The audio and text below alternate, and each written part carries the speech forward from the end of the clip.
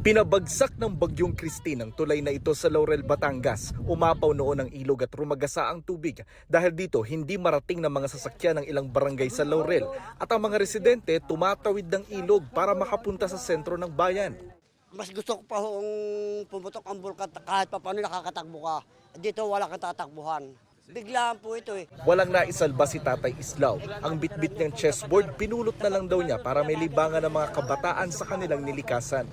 Ako po nananawagan po sa nakatata sa ating gobyerno. Baka sakali po kami matutulungan at talagang sayad na sayad po kami, milyon po ang nadali. Maraming taga Laurel ang lumulusong ngayon sa putik. Sa gabal din ang mga trosong sumira sa mga bahay.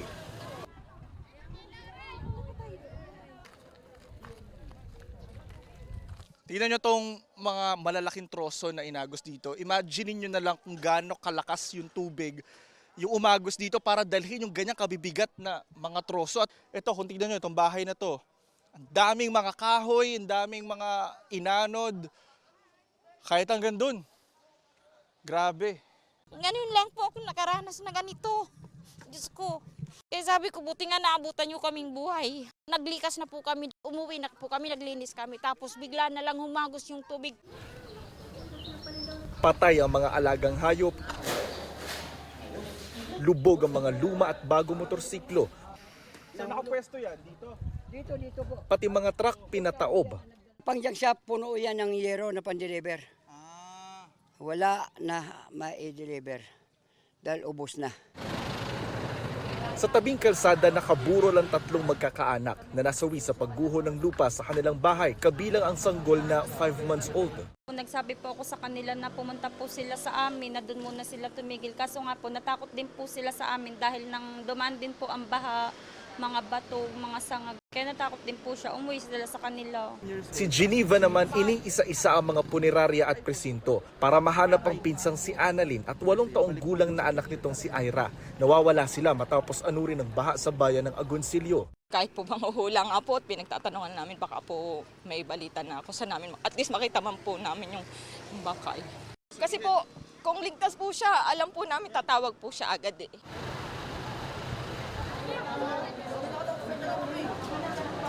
Sa Talisay may burol din ng mga namatay sa landslide. 18 ataol yung nakapwesto lahat dito. At yung pinakamaliit, ayun, 2 buwang gulang na sanggol.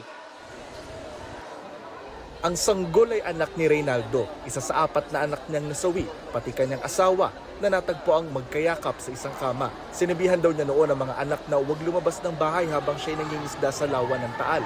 Pinaalalahanan naman daw silang dumikas pero sa group chat lang.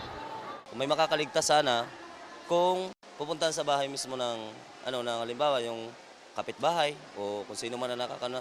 Tara na, hindi natin kailangan magtagal dito. Yung parang encourage mo siya, na hikayatin mo talaga siya na umalis sa ganung lugar dahil alam mong masama na. Yung mga barangay natin dito, nagpapaalala sila na kung sinong may gustong lumikas, siyempre, alam nyo na halimbawa delikado kayo, edi magsipaglikas kayo. Di ba may ganon? Siyempre, mayroon ng mga tao na minsan hindi napapansin yon.